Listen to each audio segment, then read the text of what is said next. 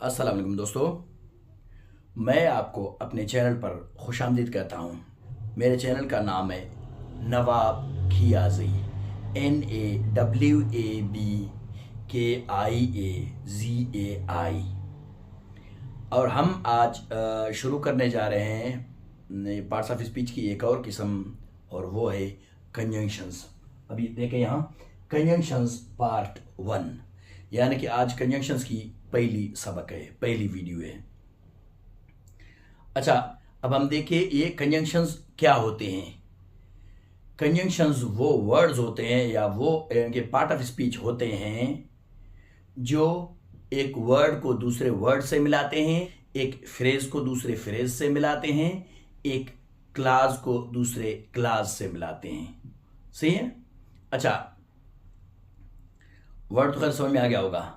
Phrase जो है ना वो एक यानी कि जुमले का टुकड़ा है, पूरा जुमला नहीं है।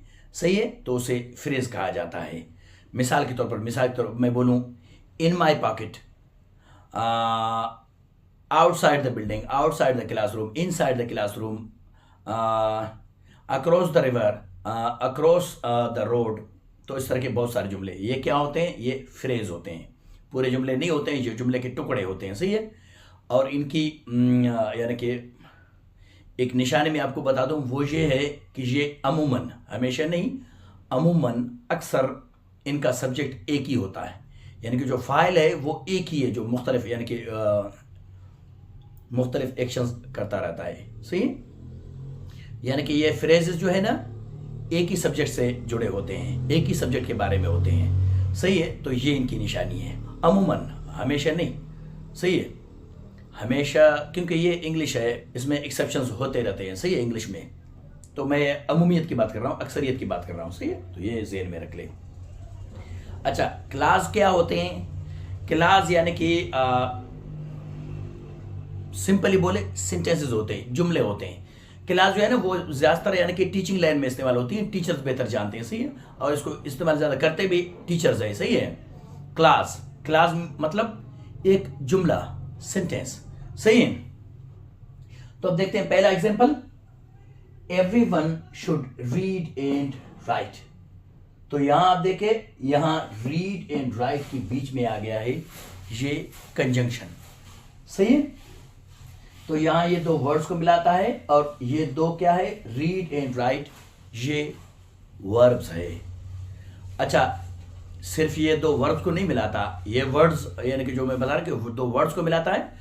तो ये दो वर्ड्स वर्ब हो सकते हैं, एडवर्ब हो सकते हैं, एडजेक्टिव हो सकते हैं, नाउन हो सकते हैं। सही है, प्रोनाउन हो सकते हैं। तो इसी तरह तो ये दो वर्ड्स को मिलाता है एक कंजंक्शन। अच्छा, इसके दूसरे एग्जांपल देखें, he tried his best but failed to succeed. सही है। अब यहां देखें, ये तो हर एक जुमला लग रहा है, लेकिन ये भी मतलब इसी का हिस्सा है। अब देखिए यहां से मतलब हिज बेस्ट से देखिए आप, ये सही, या ट्राइड हिज बेस्ट से देखिए बीच में कंजंक्शन आ गया है बट, उसके बाद जो है फ्रेज आ गया है फेल टू सक्सीड। सही है।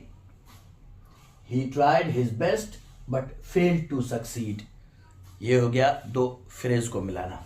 अब यहां देखिए दो जुमलों को, I was Hungary so I at the burger. सही है, यहां ये दो क्लास को मिलाता है। सही है, सो, ठीक है, तो ये हो गया।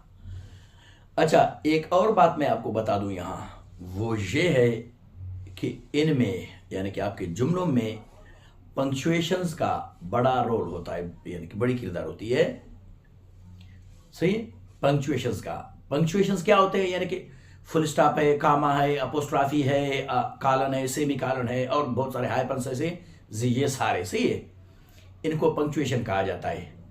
तो ये याद रखे कि इनके गलत इस्तेमाल से आपका पूरे का पूरा जुमला गलत हो सकता है, उसकी मीनिंग बिल्कुल चेंज हो सकती है आपको महसूस हुए बगैर।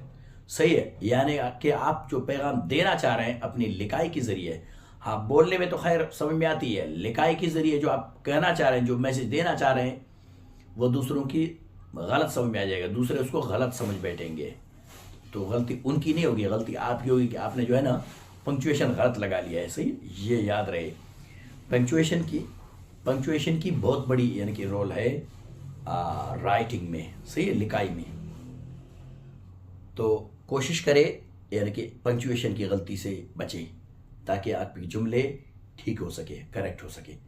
अब देखिए यहाँ मैंने एक एग्जांपल लिखा हुआ है, a wife without her husband is nothing. दूसरा जुमला देखिए, a wife without her husband is nothing. देखने में तो ये दोनों जुमले एक ही जैसे लग रहे हैं, इनमें कोई भी फर्क नहीं है, कुछ भी फर्क नहीं है। नथिंग यहाँ भी है, यहाँ भी है, इज यहाँ भी है, यहाँ भी है, हस्बैंड यहाँ भी है, यहाँ भी है, हर यहाँ भी है, यहाँ भी है, विदाउट यहाँ भी है, यहाँ भी है, वाइफ यहाँ भी है, यहाँ भी है, आर्टिकल यहाँ भी है, यहाँ भी है। आर्टिकल मतलब ए, सही। अच्छा, अब इनको कौन सी चीजें जो बिल्कुल अलग करती है एक दूसरे से, दोनों जुमलों को यानी कि एक दूसरे से मुख्तलिफ बनाती है, वो है पंक्चुएशन। अब देखते हैं कि पंक्चुएशन की मीनिंग कैसे चेंज करती है, सही है।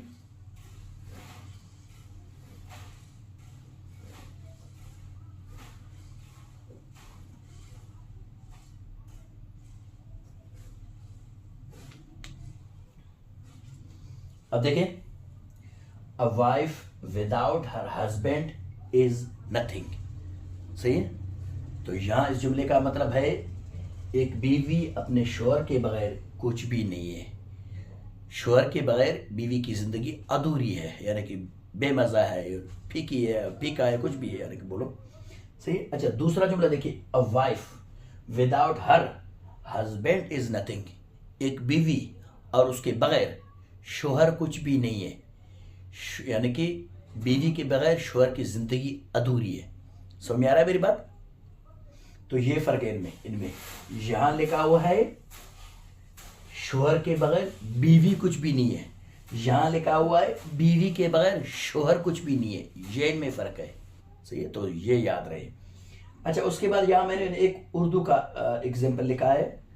असल में ये क्लास उर्दू की नहीं है, सही है, ये इंग्लिश की क्लास है, लेकिन आपको बेहतर समझाने के लिए, ताकि आप ये पंक्चुएशन की कंसेप्ट है इसको कंप्लीटली समझे, बिल्कुल समझे, पूरी तरह से समझे, सही है। तो इसीलिए मैंने दो जुमले उर्दू के लिखे हैं यहाँ ताकि आप बेहतर समझ सके। तो देखें, उसे रोको मत जाने दो। दूसरा जुमला भी ऐसा ही है, उसे रोको मत जाने दो। तो जाहिर तौर पर तो इनमें कोई भी डिफरेंस नहीं है, कोई भी इख्तलाफ नहीं है। देखें, उसे यहाँ भी है, यहाँ भी है, रोको यहाँ भी है, यहाँ भी है, मत यहाँ भी है, यहाँ भी है, जाने यहाँ भी है, यहाँ भी है, दो यहाँ भी है, यहाँ भी है। अब ये कौन सी चीज़ है जो इनको एक दूसरे से मुख्तलिफ बनाती है?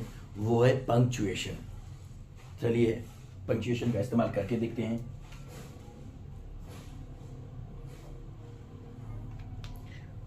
अब देखिए, उसे रोको मत जाने दो, उसे रोको मत जाने दो। अब देखा, यहां कह रहा है उसे रोको मत जाने दो, यहां कह रहा है उसे रोको मत जाने दो। यही फर्क है, सही है इनमें। तो मेरे ख्याल से आज का जो सबक है, आज का जो कंसेप्ट है कंजंक्शंस के बारे में और पंक्चुएशन के बारे में, ये दोनों आप समझ चुके होंगे। तो इंशाल्लाह ज़िंदगी रही फिर किसी नए वीडियो में और नई ग्रामेटिकल पॉइंट के साथ। तो तब तक के लिए अल्लाह हाफिज़।